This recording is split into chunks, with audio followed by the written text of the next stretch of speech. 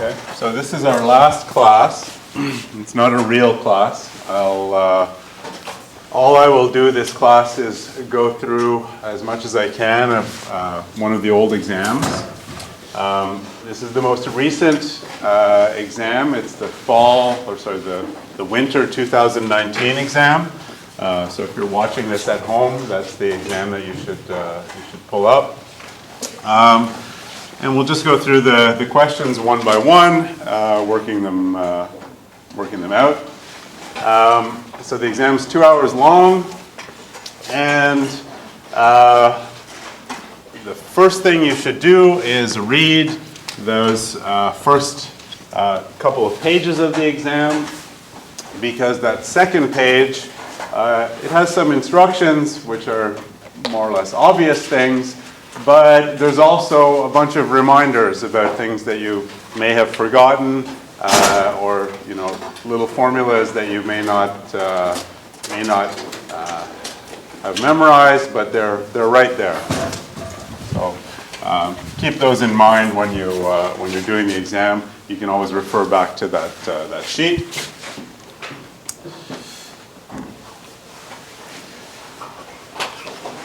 Okay, so the first question, and this is the structure of the exam. There's review of the first part of the course, which was counting, and a bit of recurrence relations, and then the second part of the course, which is more probability or discrete probability.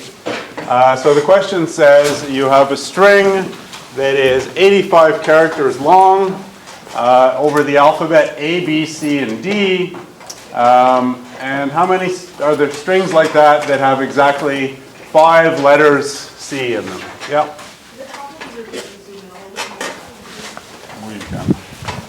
We can.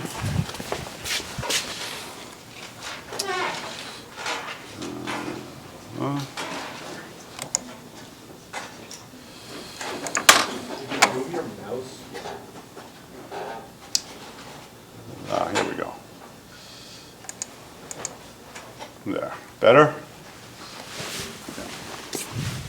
So how many 85 character strings have exactly 5 C's in them, and all the letters are A, B, C, and D? We've seen lots of ways to do this, but whenever someone says they should have exactly 5 of some character in them, what you do is from the 85 positions in the string, you pick those 5 positions where the C's will go. And the number of ways of doing that is 85 choose 5. And then you have to choose the remaining 80 characters. And so there's 85 choose 5 ways to place the C's. And then you have to choose 80 characters. But none of those characters should be C's anymore, because we already have our 5 C's. So there's only 3 choices for each character. So you get 85 choose 5 times 3 to the 80, which is answer A here. There'll always be some kind of little trick where they'll try and make you forget that you're not supposed to take C's, and there'll be the same answer with a 4 in the base. Second question is a variant on this. Same setup, 85 characters, alphabet A, B, C, D.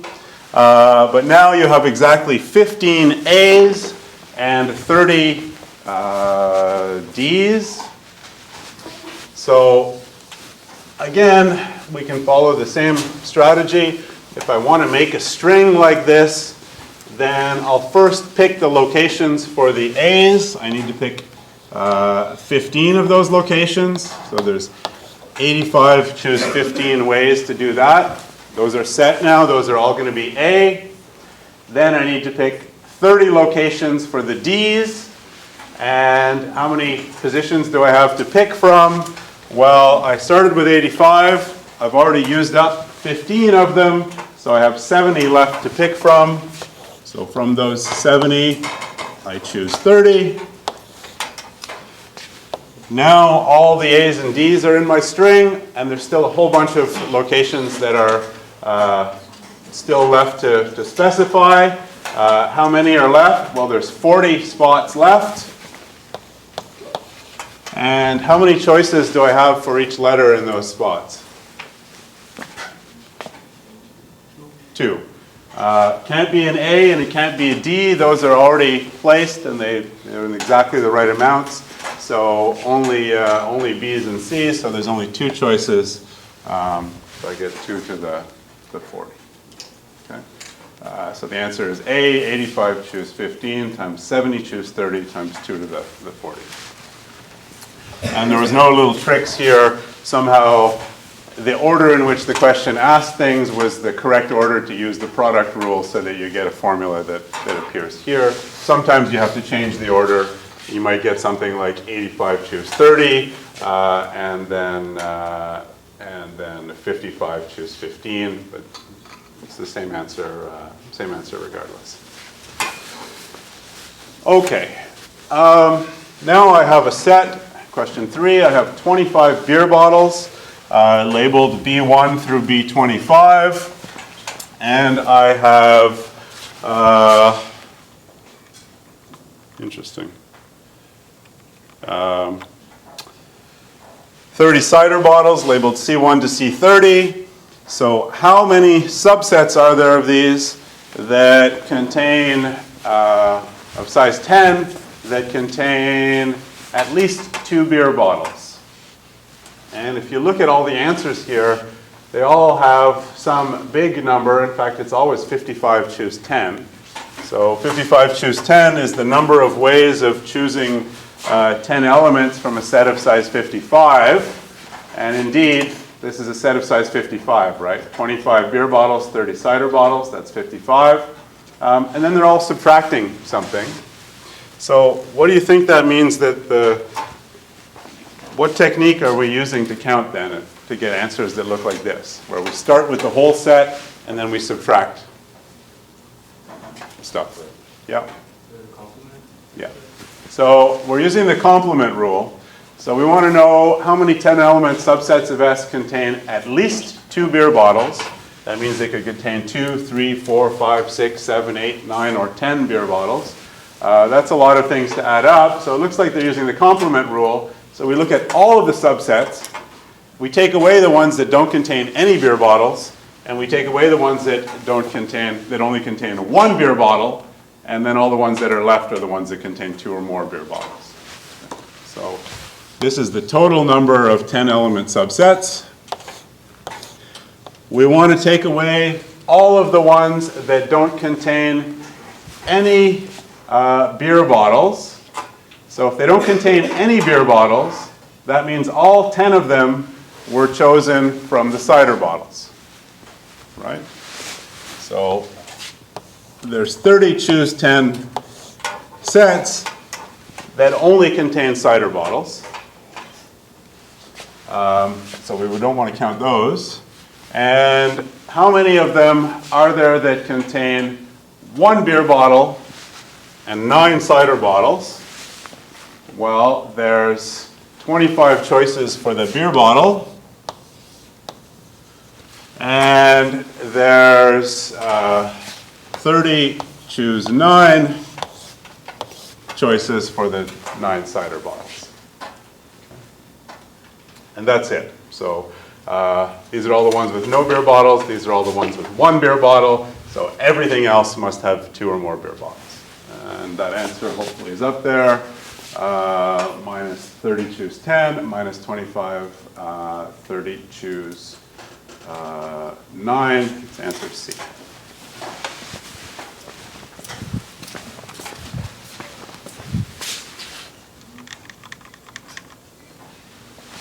Okay.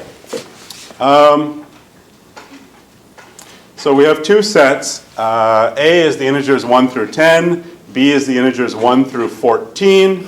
And we're interested in the set S of ordered pairs, where the first thing is an integer 1 through 10, so an element of A, and the second thing in the pair is an element of B, so 1 through 14. And we're interested in special kinds of these things, where X is even or Y is even. So how do we handle things like that?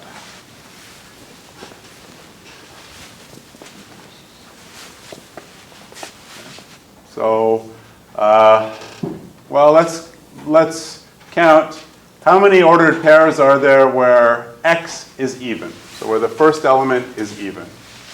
So the first element x comes out of A, so that the even numbers in A are 2, 4, 6, 8, and 10. Okay. So x is even. Those things will look like, or the number of those things is 5 choices for x, only the even numbers in A, and 14 choices for B because there's no condition on y. So this is the number of things that count. How many of those pairs are there where x is even? How many of those pairs are there where y is even? Well, when y is even, we don't care about the value of x. It can be any of those 10 values. But y should be 2, 4, 6, 8, 10, 12, or 14. That's only 7 values. Okay. So x is even or y is even. So the size of that set is the size of the set where x is even plus the size of the set where y is even. Is that the right answer? No? What do we have to do? So we have the principle of inclusion-exclusion, which says, well, if you want to know the size of the set A union B, so this is A, or actually we shouldn't call it A and B, X union Y, then it's the size of X plus the size of Y. That's here, minus the size of X intersect Y. And that's the set where X is even and Y is even.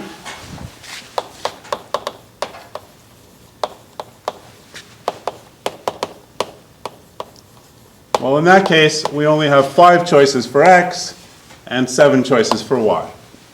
There's only 5 even numbers in A and 7 even numbers in B. So we need to subtract 5 times 7. And we use our calculator or not, which we're allowed to do, and we get 105.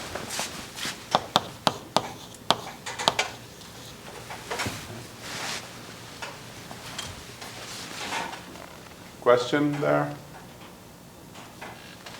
Okay. And if you're, for some of these, if you're struggling and you don't know how to start or whatever, this is not a great example, question 4, but the previous 3 of them, the look forward to the answers, and you see, like the answers have clues for you, right? Here you see, okay, the answer looks like, well, it's a product of 2 things, so maybe it's the product rule, and it even is like 85 choose 5 is the first one, so we should choose the first 5. So the answers already kind of like point you in the right direction. But questions like 4 here, not a lot of information in those answers. For those, you really have to figure out for yourself what you... One is one of these interpreting identities in a certain way. So it says m plus n choose 2 is equal to m choose 2 plus n choose 2 plus m times n. So that's true. I know that that's true. And then the question is, why is this true? So here are the possible justifications. Because both sides count the number of ways m men and n women can be arranged on a line such that not 2 men are standing next to each other. Does that make sense? So does this, even the left side here, m plus n choose 2? I mean, that's the number of ways of choosing 2 things from a set of size m plus n, right? Nothing in there about order or putting things on a line or arrangements. That's just an unordered pair, a number of unordered pairs in a set of size m plus n. So this answer A does not look plausible or reasonable. Okay, because both sides count the number of ordered pairs in a set of size m plus n. Is that true?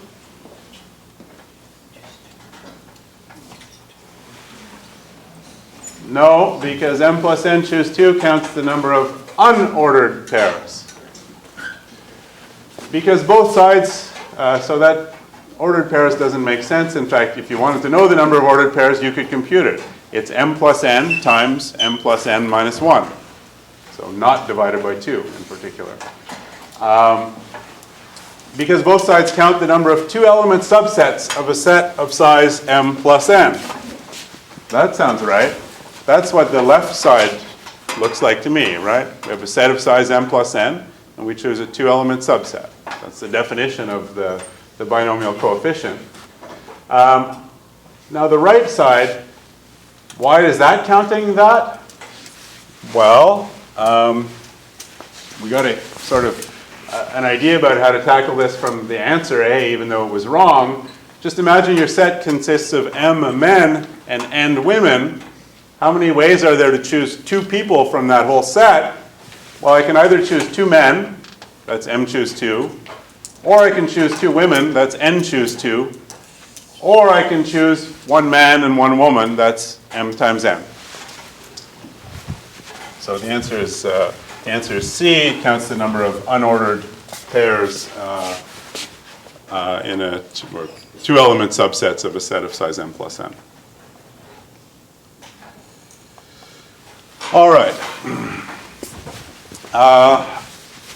And then here's one that looks like an algebra question. What's the coefficient of x to the 20, y to the 35, and the expansion of 5x minus 3y to the 55? What do we use for that?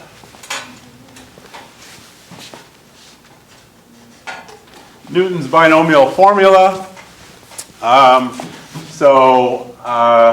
And if you don't remember it, it's on the first page of the exam, so you can go back and look at it. So it's interested in this thing where the power on x is 20 and the power on y is 35. So that means we're going to get, if you dig up the formula, you're going to get, what do we have? A 5x to the 20 and a minus 3y to the 35. That's what's going to give us the right coefficient. So let's rearrange.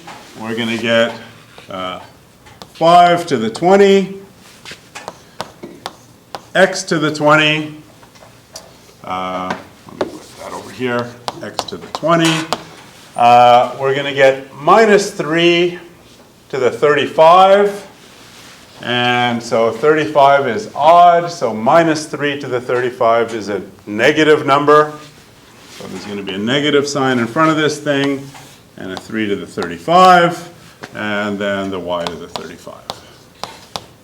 Okay.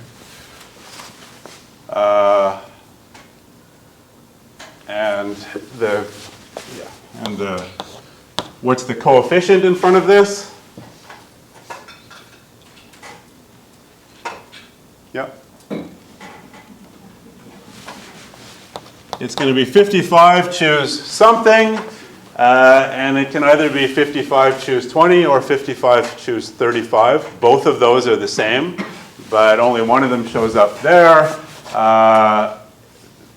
combined with the stuff we want. So we know that the answer is going to be negative, so it's going to be B or D. The thing attached to x is the 5, so we wanted the 5 to the 20, the 3 to the 35, so it's D.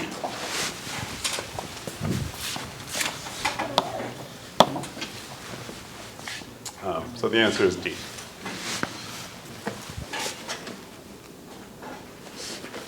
All right. Here's a nice challenging one. You have a very long string, or if you like, it's a multi-set of letters. So it talks about rearranging these things so that you always have E's and R's side by side. So for every E, there's an R beside it, and every R, there's an E beside it. And otherwise, things are good. So we're interested in these cool things, and it's cool if whenever you have an E, R is to its left or to its right, and whenever you have an R, there's an E to its left or its right. So that really means that the E's and the R's come in pairs. They go side by side always, and they might be ER or RE. Either of those things works. And so you want to know, okay, how many strings are there like this that you can make up out of this, this multi-set of letters? So we should count what we've got. So we've got, how many P's? 2, I think. What's that? 3? Oh yeah, 3. 3 P's. How many O's? 4 O's. How many pairs ER? 2 pairs ER. So since they're going to be stuck together in pairs anyway, we just treat them like a single letter, although we'll have some choice about whether we do ER or RE. So we have 2 of those things. All right, how many S's? 1 S. And how many C's? 1 C. So that gives us a total of 1, 2, 4, 8, 11 blocks. I won't say letters because sometimes there's these 2 letters that go side by side. Okay? So we have 11 things.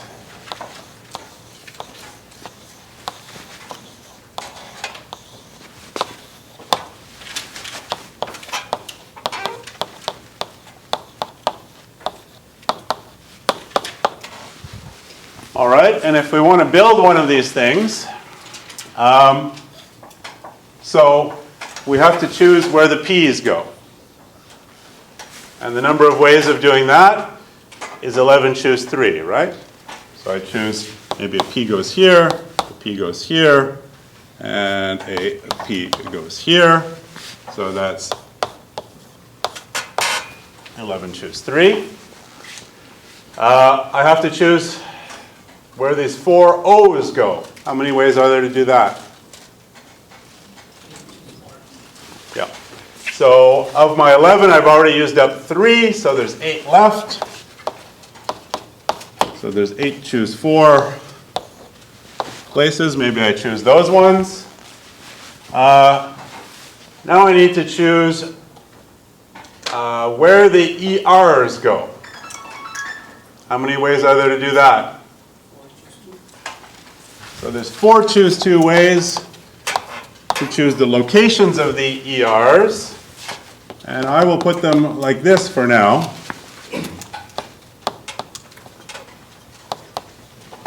As I've said, basically that, yeah, the E and R will go here beside each other, but I haven't told you yet whether the E goes first or the R goes first. All right, how many ways to choose the location of S? 2 choose 1. There's the S. And now there's no options left for C. There's only one place left to put it. C, so times 1, which may or may not be in the answer. And now the only thing left to specify is whether this is ER or RE. So there's 2 options for that. And also to specify whether this is ER or RE. So there's 2 options for that. So that's times 2 times 2. All of this is just 4. And that answer is there. 11, 3, 8, 4, 4, 2, 2, 1. The 1, 1 is invisible because 1 choose 1 is just 1. And then right there, 4 is D. Okay. So the answer is D in that case. Questions? So again, this is one where you could look ahead. If you don't remember how to solve these kinds of things, you would look at this and say, whoa, this is always, there's a big product here. And in fact, most of the work we did was unnecessary because it doesn't change through any of these things. The only thing that you sort of need to figure out is, why was this number 11 and not 13? Because there's 13 letters in this word, but that you can kind of guess it has to do with this condition that the E and the R come in pairs.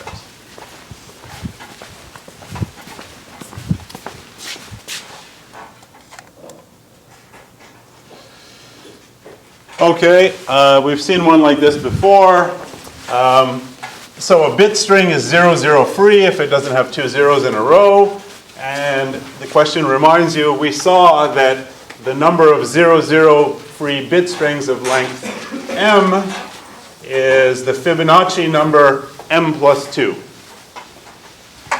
So now it asks you for the number of 0, 0 free bit strings of length 20 with some other special requirements. There's a 1 at position 11 and a 0 at position 20.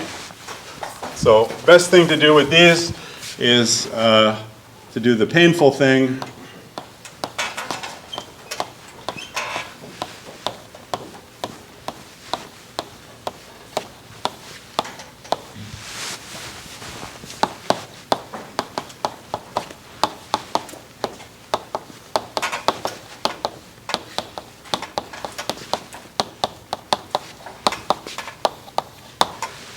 So what does one of these things look like?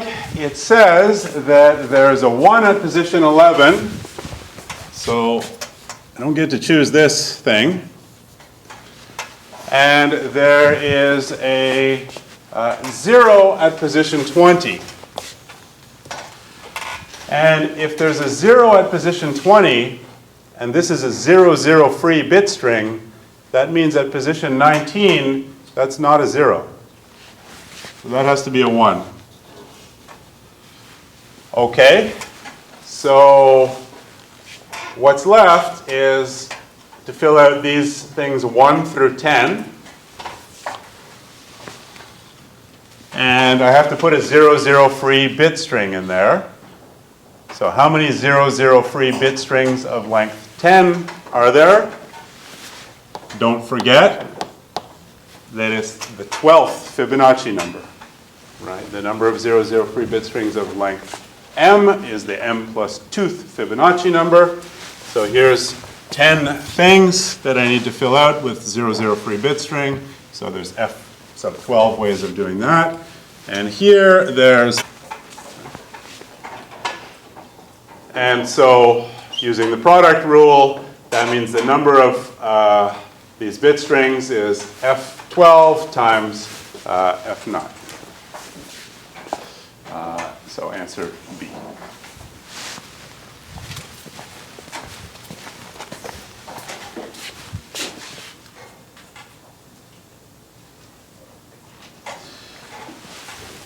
Here's another one. Also about recurrences, but more specific.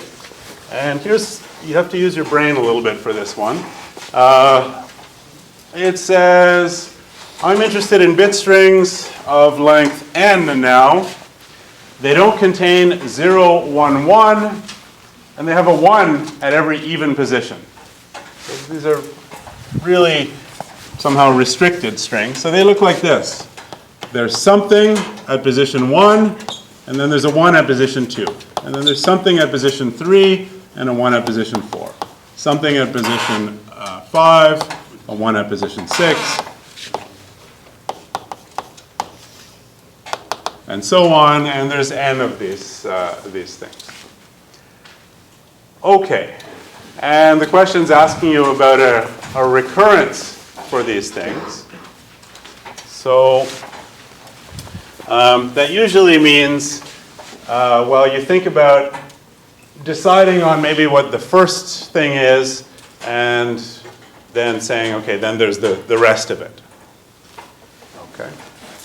So a string like this, it could start with a 1, right? So that's one option. Starts with a 1, and then the second character is also a 1.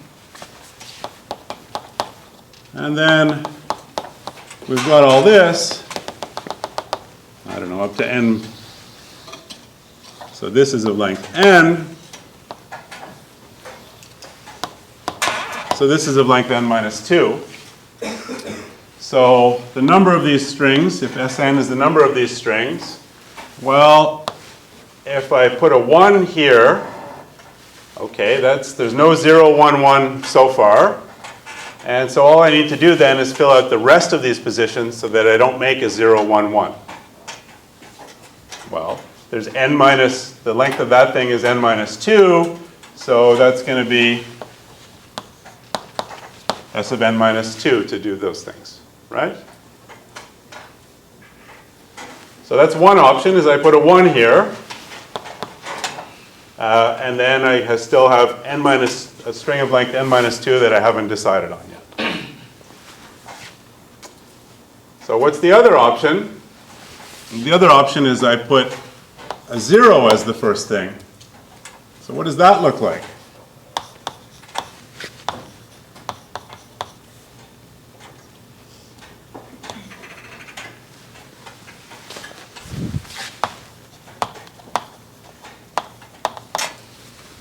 Now, that still leaves me with a string of length n minus 2. Can I put any of these, can I fill this in with anything?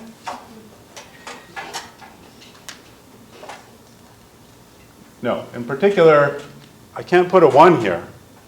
Because if I put a 1 here, then I'll have 0, 1, 1, and that's not allowed. So actually, if I start with a 0, then this also has to be a 0.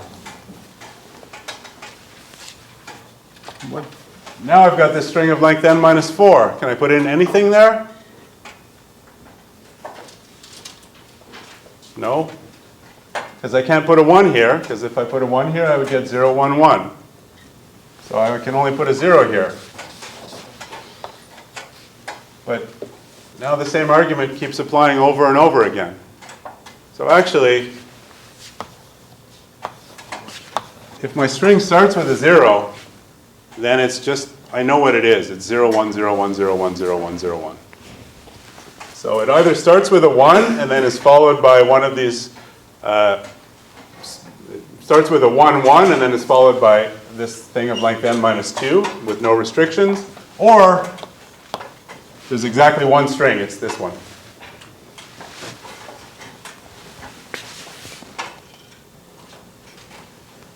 Yeah? And actually, if you think about this for a while, this is one you can easily solve. And actually, you can even easily describe what these strings look like. They're a whole bunch of 1s, and then a 0, and then it's alternating 0, 1, 0, 1, 0, 1, 0, 1. So an even number of 1s, followed by a 0, and then just alternating 0, 1, 0, 1, 0, 1. All right, so the answer is Sn is 1 plus Sn minus 2.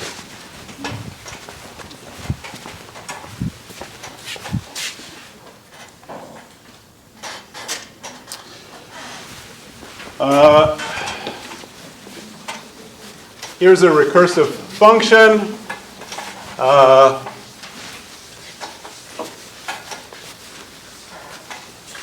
Defined as f of 0 is 2, and f of n is 3 times f of n minus 1 plus 1 otherwise. And then it asks you, all right, is any of these things true? Is f of n equal to this? Is it equal to that? Is it equal to this other thing? For these kinds of questions,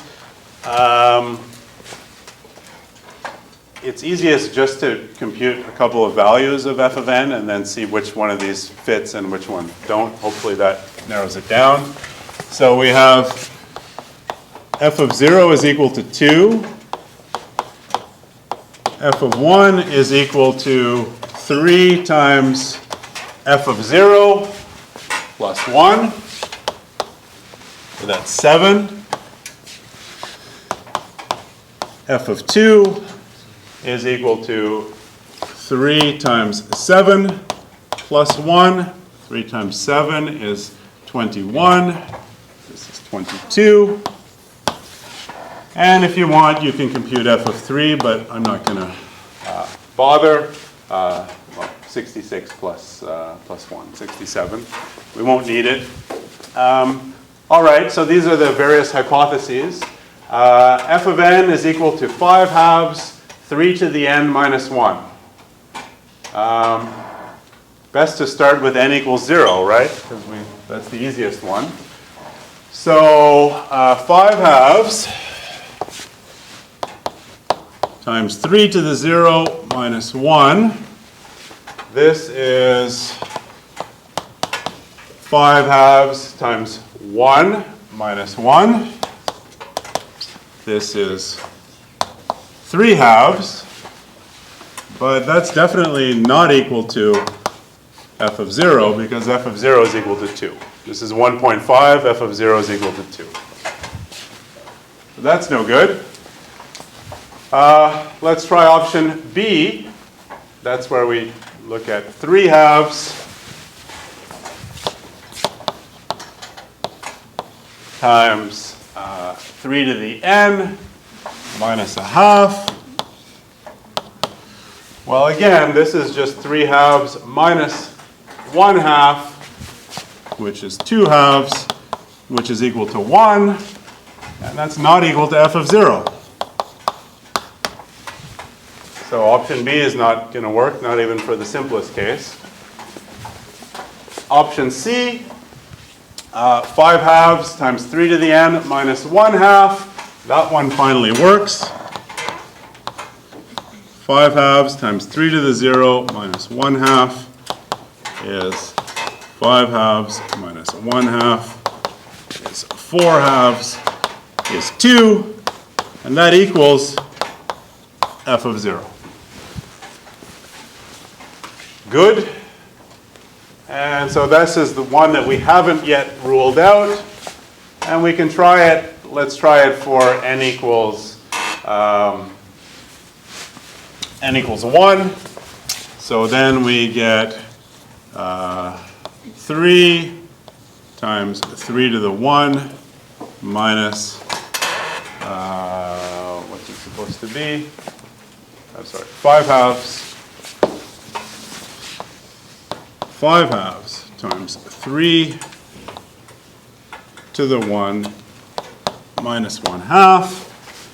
This is 15 halves minus 1 half is 14 halves is 7. And indeed, that equals f of 1. So that checks out, and you can check it for 2. It also checks out. And that still doesn't fully guarantee it, but that's enough evidence for me to take 3 as the answer. If you want to be really, if you have time, you can now prove by induction that that's the correct answer. And if you want to be really certain that you get 100%, you'd have to, because there's always option D here. Maybe this one agrees only on the first 50 terms, and then it changes, but actually that's not the case. You could check it by induction if you're really, really concerned.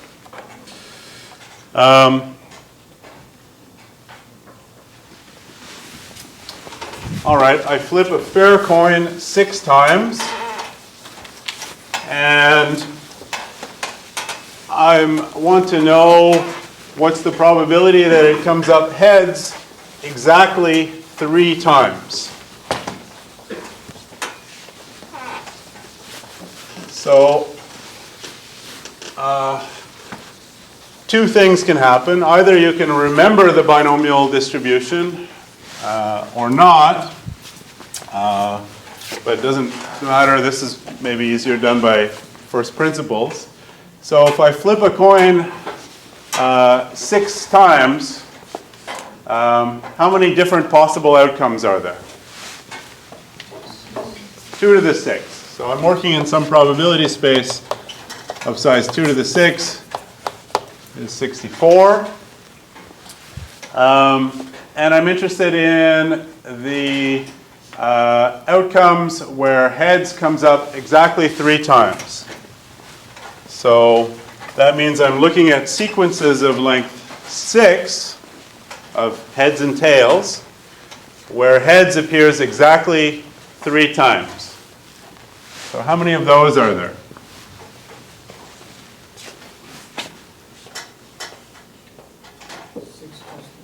Yeah. Right? If I have a sequence of length 6, it's only heads and tails. Well, you tell me where, and there's exactly 3 heads. You tell me where the 3 heads go. And that tells me everything, right? So you choose the 3 locations for the heads among the 6 possible locations, and that determines the whole thing. Right? So the number of sequences is 6 choose 3 that have exactly 3 heads. The probability of each of those is 1 over the size of S. So let's say over 64. And now what is that thing? 6 choose 3 is 6 times 5 times 4 divided by 3 times 2 times 1 times 64. And now you can pull out your calculator or work this out yourself. And if I remember, or actually I don't remember because I did it. 5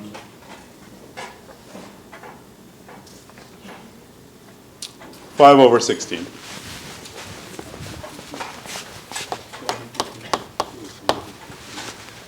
Yeah, so the answer is C. And if you remember the binomial distribution, this looks like one of these things. I mean, there's a binomial coefficient multiplied by 1/2 to the 3 times another 1/2 to the 3. Okay.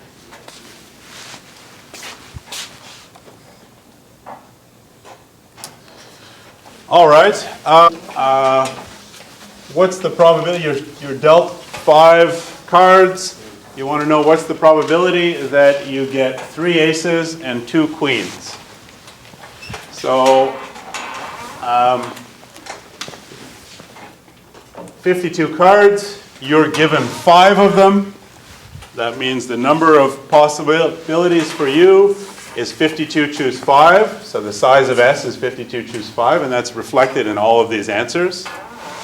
And this is a uniform probability space, so whatever you get is going to be something divided by 52 choose 5, and that's in all of these answers. So really the question is just how many hands of 5 cards are there that have 3 aces and 2 queens?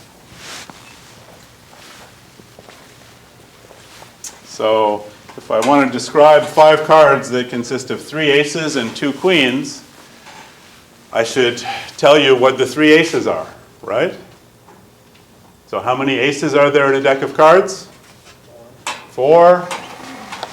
And your hand is supposed to contain 3 of them, so I have to choose 3 of those 4. And then there's 2 queens in your hand as well. So there's 4 queens in the deck of cards. You have to choose 2 of them. So that's the number of hands that consists of 3 aces, 2 queens.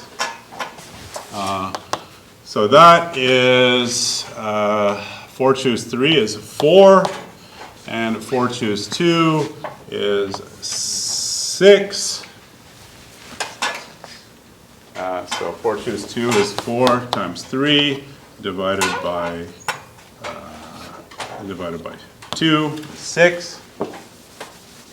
All right, so that's 24. And there you have it. Answer A is 24 divided by 52, choose 5. Of the 52, choose 5 possible hands, 24 of them are the ones that satisfy this. Yep. Why don't you consider choosing the suits for the cards? Well, you are choosing the suits. That's what this is, right? When I tell you that you get 3, you have to choose 3 queens, that means you choose, queen of diamonds, queen of hearts, queen of spades. So in particular, there's one of the 4 suits that you don't get, or 3 of the suits that you do get. That's what's, these 2 things are really just choosing suits because the ranks are determined.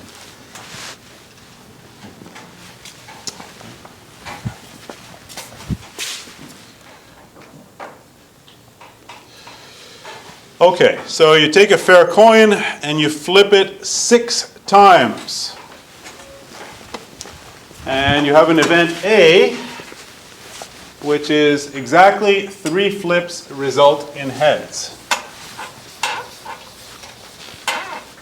And an event B, which is at least 2 flips result in heads. And the question asks for the probability of A given B. So maybe you should then, first thing, is remember what probability of A given B, what the definition is. It's the probability of A and B divided by the probability of B. So there's 2 quantities that we need to figure out here. So let's figure out the probability of B. At least 2 flips result in heads.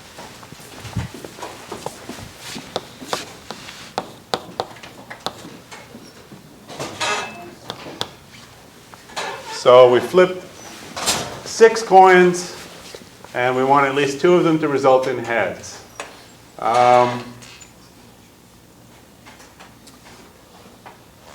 Well, so if we flip 6 coins, we have this sample set that has size 2 to the 6 is 64. So each time we do this experiment, we get a sequence of heads and tails. And if I want to, so then what I really want to know is how many sequences are there that contain at least 2 heads. How do we tackle those kinds of problems? Yeah. Use the complement, right? Because if they contain at least 2 heads, then they could contain 2, 3, 4, 5, or 6 heads. That's a lot of numbers to add up. Easier to just add up the ones that contain 0 heads and the ones that contain 1 head. So that probability is going to be 1 minus the probability that we get no heads at all. So we toss the coin 6 times, and every time it came up tails. What's the probability of that?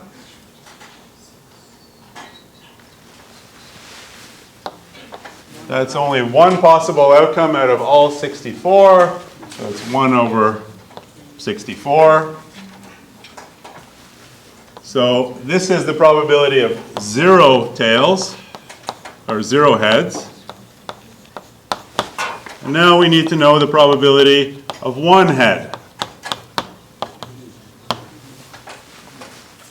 So how many ways are there to write down a sequence that contains of length 6 heads and tails that contains exactly 1 head?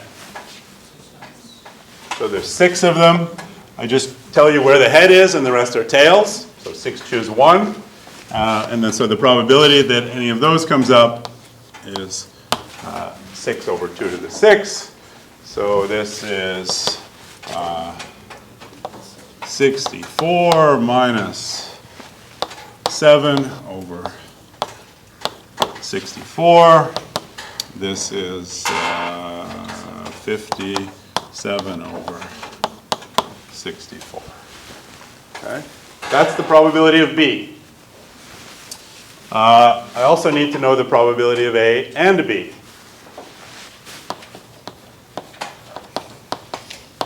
Well, The nice thing about that is it's kind of easy. A says exactly 3 flips resulted in heads, and B says at least 2 flips resulted in heads. So B is irrelevant then, right? If I tell you A happened, then of course you got 3 heads, so you got at least 2. So really, this is just probability of A and B. In this particular case, is just probability of A, because A implies B. All right, and so, all right, what's the probability that exactly 3 flips result in heads?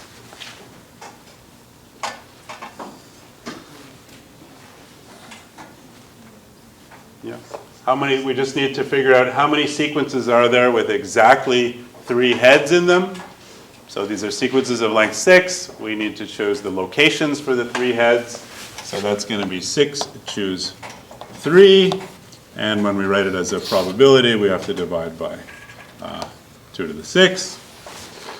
So this is 6 choose 3 is 6 times 5 times 4 divided by 3 times 2. And then we've still got the 2 to the 6. We won't worry about that. So let's put now probability of A up here. We've got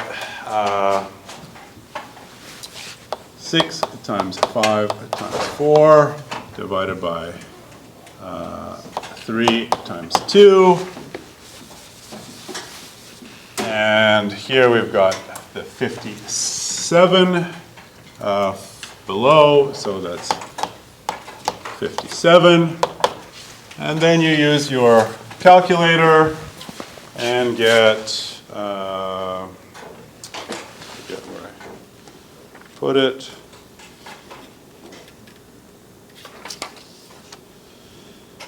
Uh, 20 over 57. Yeah, I guess that shouldn't have been so hard. 3 times 2, 6 cancel out. 20, this is 20 over 64, and so this is then 20 over 57. All right. Questions so far? So have there been any of these questions yet that you thought, we haven't seen how to do this in this course? Okay. So these seem to be fair questions.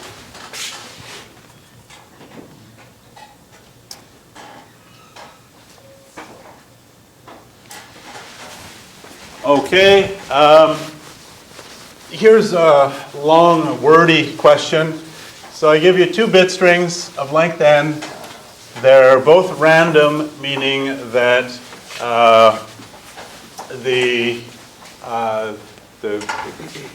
each one is equally likely to be one of the 2 to the n possible bit strings.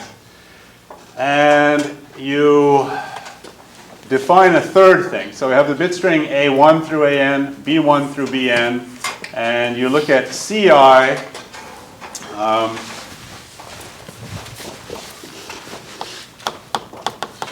Is AI minus BI. And then the question asks you, looking for the set of indices where CI is bigger than or equal to 0. Okay. So CI is bigger than or equal to 0. That's the same thing as saying that AI is bigger than or equal to BI.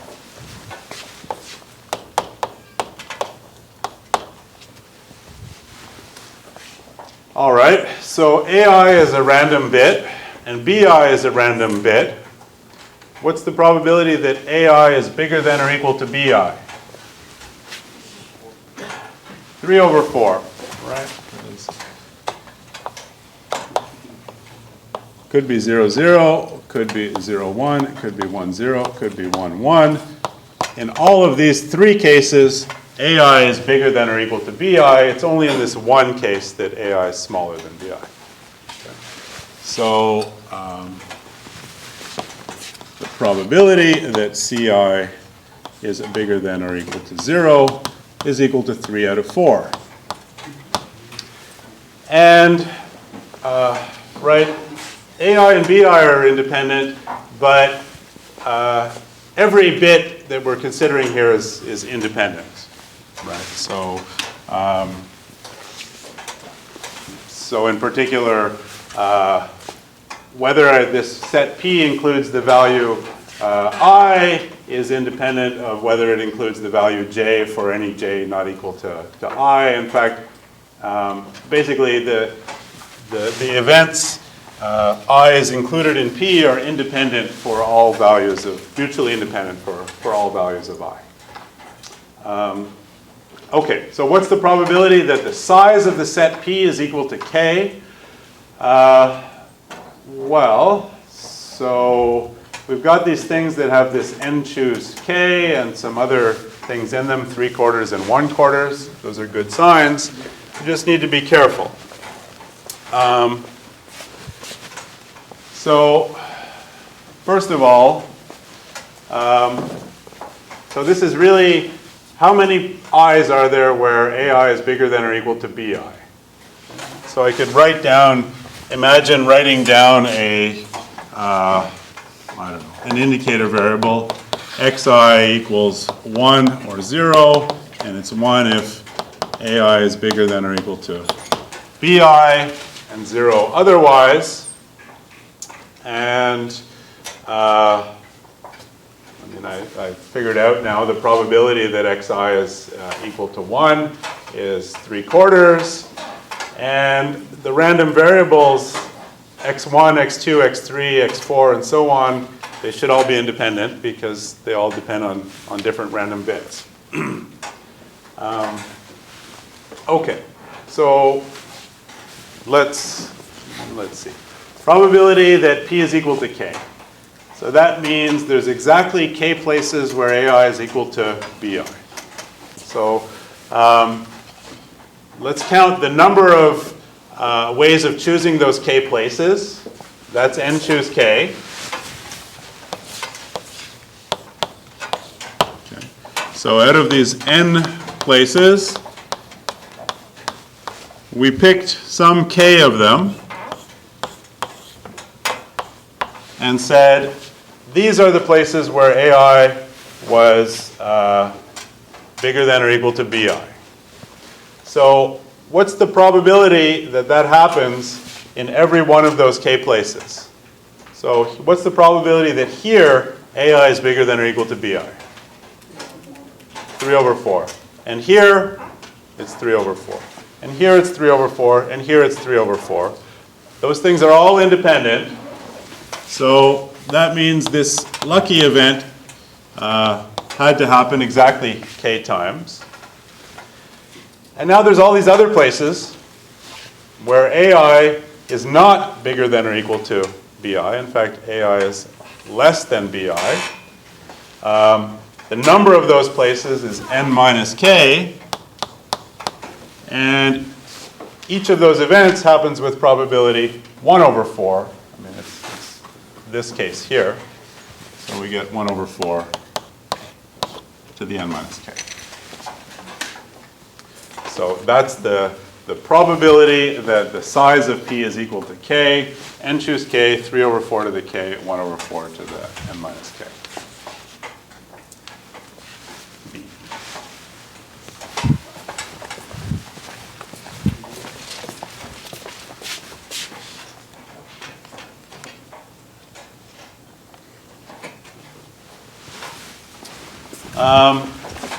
Some questions about dependence and independence. So you take a random permutation of 5 numbers and you look at the event A1 is odd and the event A5 is even. So the first number is odd in the permutation or the last number is even, and the integers are 1 through 5. Okay? So what does it mean for A and B to be independent?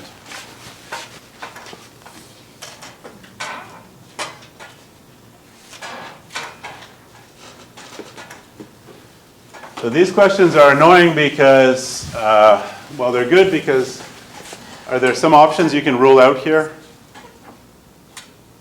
Like, please never answer C or D to a question like this, right? If the first two options are something is true, something is not true, then the answer is one of those first two options. Okay, so the answer is A or B, so you can toss a coin.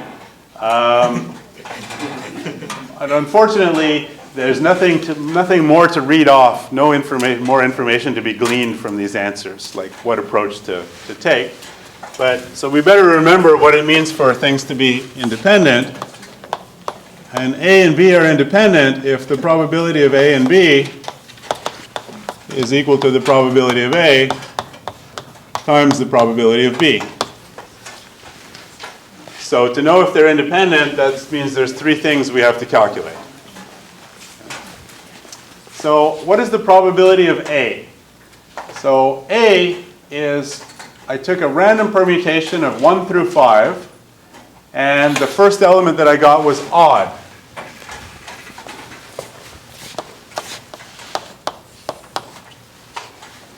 So the first element in a random permutation is equally likely to be any of the 5 values, right? So how many of those are odd? 3. 3.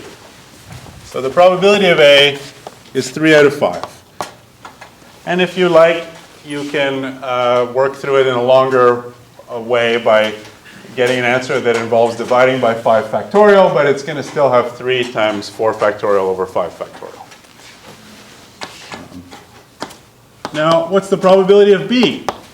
So B is looking at the last value in the permutation and asking whether or not it's even. The last value in the permutation is also equally likely to be any of those 5 values, and 2 of them are even. So probability of B is 2 out of 5. So probability of A times the probability of B is 6 out of 25. Now let's look at the probability of A and B. This is where things get a little bit messier, but not too difficult for us. 1, 2, 3, 4, 5. So A and B means that I got an odd value here. So let's do this by counting. How many different odd values are there that I can put here? There's 3 of them. How many, and B means that I got an even value here. How many different even values can I put here? There's 2 of them. Okay? And then I have the rest of the stuff that I need to put here. So how many ways are there to put the rest of the stuff in here? Now that I've taken out 2 values from my set, I have 3 left. 5 to the power 3. Not 5 to the power 3, because it's a permutation, it's just 3 factorial. There's 3 things left, and I have to put them in some order. So there's 3 factorial ways to do that. So I get 3 factorial times 3 times 2. This is the number of ways of, this is basically the size of the set A and B. And then I have to divide by the number of permutations to get a probability. That's 5 factorial. And so this is 5 times 4 is left on the bottom, and the rest of this 5 factorial cancels out with the 3, 2, 1. And 3 factorial is left on top, which is 6. And I get 6 over 20. This is the probability of A and B.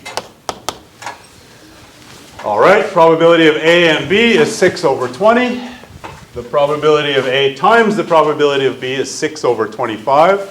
Those 2 things are not equal, therefore A and B are not independent. And these are tricky questions because you got to remember some things, and also remember independence is just a definition, and sometimes things that look like they're dependent or not independent actually turn out to be just because the numbers work out that way. So there's not really any shortcuts for these questions. Here's another one. I roll 2 dice, red and blue, and I ask the 2 events A and B are the sum is equal to 5 is A, and the result of the red die is even, that's B. So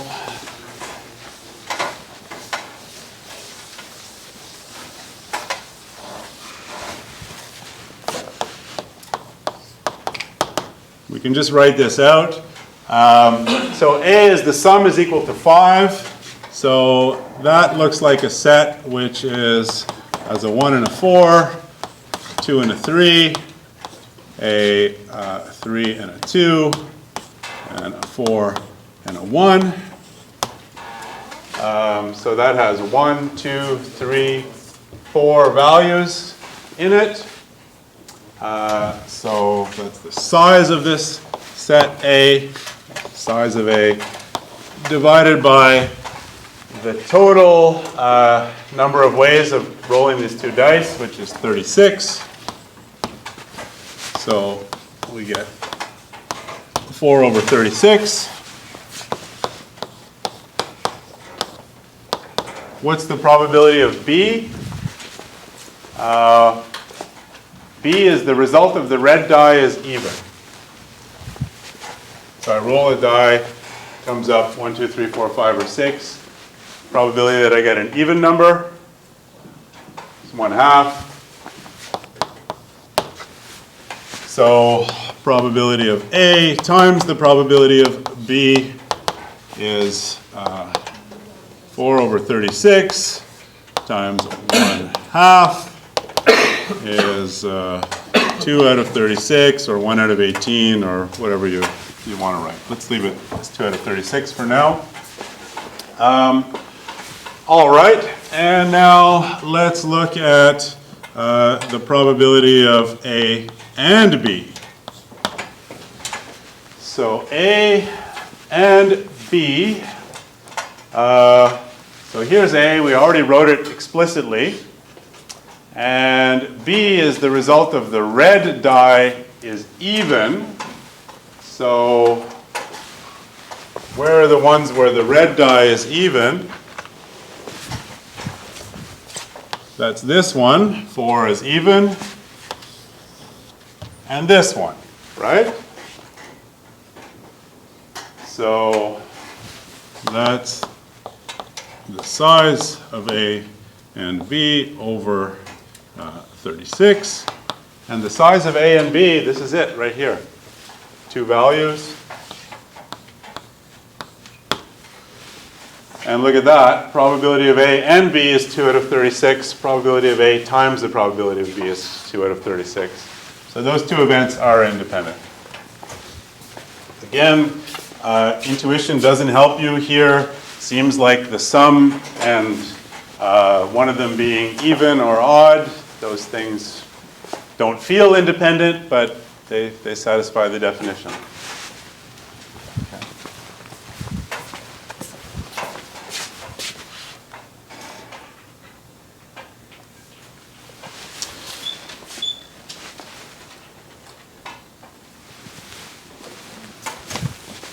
All right.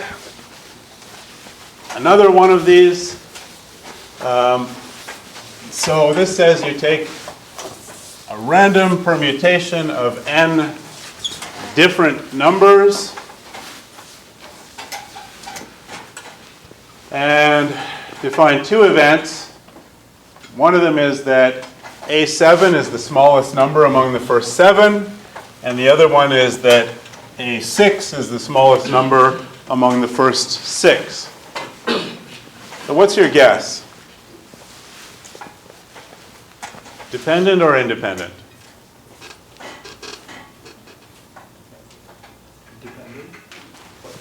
seems like it, but we can run through it and check it out. So here's the first thing that'll make our lives easier. The fact that we have a permutation of 1 through n, and n is really big, doesn't matter. In fact, all we care about are the first 7 values in this permutation.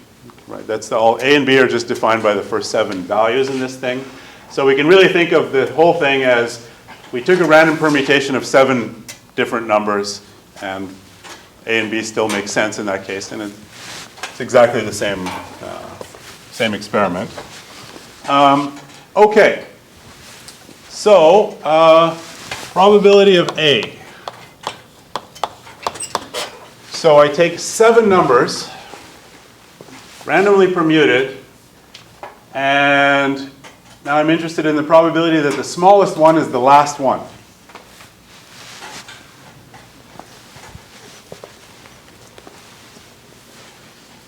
So I have 7 numbers. Exactly one of them is the smallest one. It's equally likely to be the first one, the second one, the third one, the fourth one, so on. So in particular, that smallest one has probability 1 over 7 of being the last one.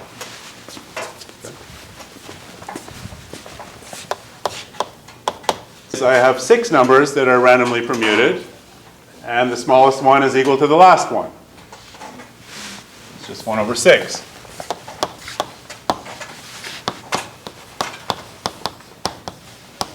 Now I'm interested in A and B. What does that look like? So A and B means, A means that the smallest value is here, right? B means that the smallest value among all of these values is here.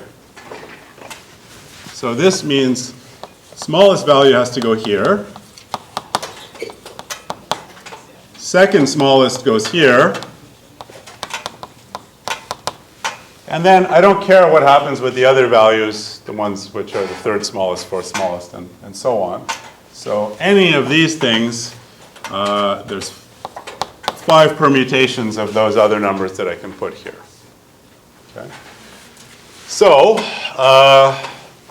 right, no choice here, no choice here, but 5 factorial choices here. So that's the size of A intersect B is 5 factorial, and divided by the 7 factorial ways of permuting all 7 elements. But wait a minute, that's just 7 times 6, and then the rest of it is canceled out by the 5 factorial. So that's 1 over 7 times 6.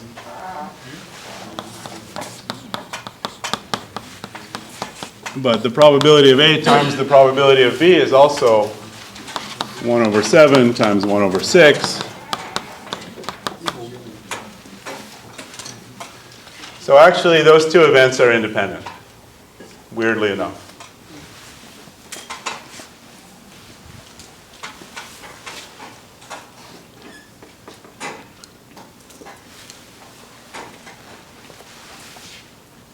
So,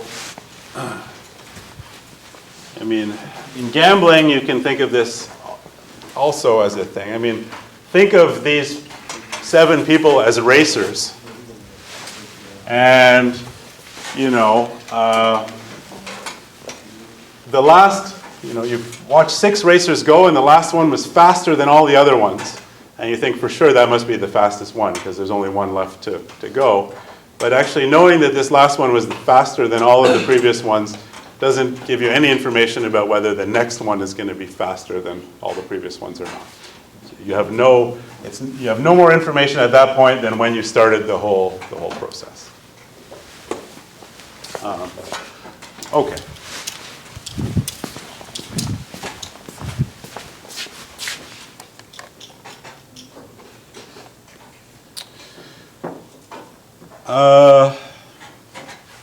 Here's one that requires you to just go back to first principles. So you've got A and B. You don't know much about them. They're independent, so you know that the probability of A times the probability of B is equal to probability of A and B. But this question asks you not, and you basically know the probability of A and you know the probability of B. What's the probability of A or B? So independent lets you know what the probability of A and B is. But what about the probability of A or B? So picture looks like this. A and B. So here, you just go back to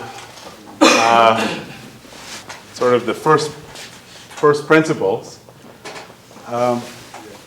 So what I would like to know is probability of A or B is the probability that my event is somewhere inside these two circles. So if it's somewhere inside these two circles, it might be in here, or it might be in the intersection, or it might be over here just in B by itself. So let's write that out. A union B is A intersected with not B, right? That's this part.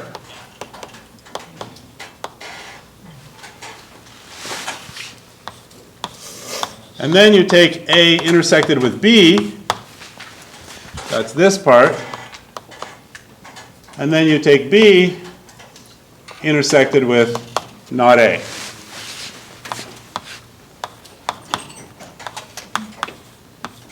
So why did I take something this simple and blow it up into this? Well, because these three things are now disjoint. Yeah? So the probability of A union B is equal to the probability of A intersect not B plus the probability of A intersect B plus the probability of not A intersect B. And we know all of these quantities. Why do we know all of these quantities? Because we know the probability of A is equal to, the question tells us, 1/4, which means the probability of not A is equal to 3/4. The question tells us that the probability of not B is 2/3. Therefore, the probability of B is 1/3. And the question also tells us that A and B are independent. So these things here, this is probability of A times the probability of not B. 1/4 times not B is 2/3. This is A and B. This is 1/4 times 1/3. This is not A, which is 3/4. And B is 1/3, which is 2/12 plus 1/12 plus 3/12.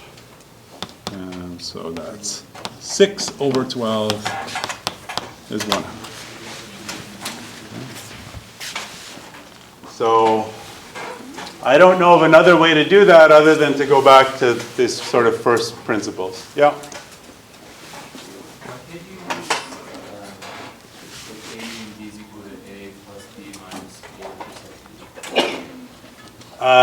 A union B is equal to A plus B.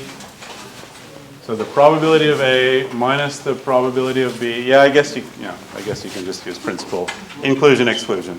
Yeah, I tried to do the inclusion exclusion. Are you sure you got the A's and not A's correctly? Right, so there's also this other annoying thing that they give you the probability of A and the probability of not B, and you have to remember that you get these other things. So maybe you skip that. Yeah, okay. Yeah. Or just use the principle of inclusion-exclusion, which is roughly what we're doing. Okay, and that's it for time today.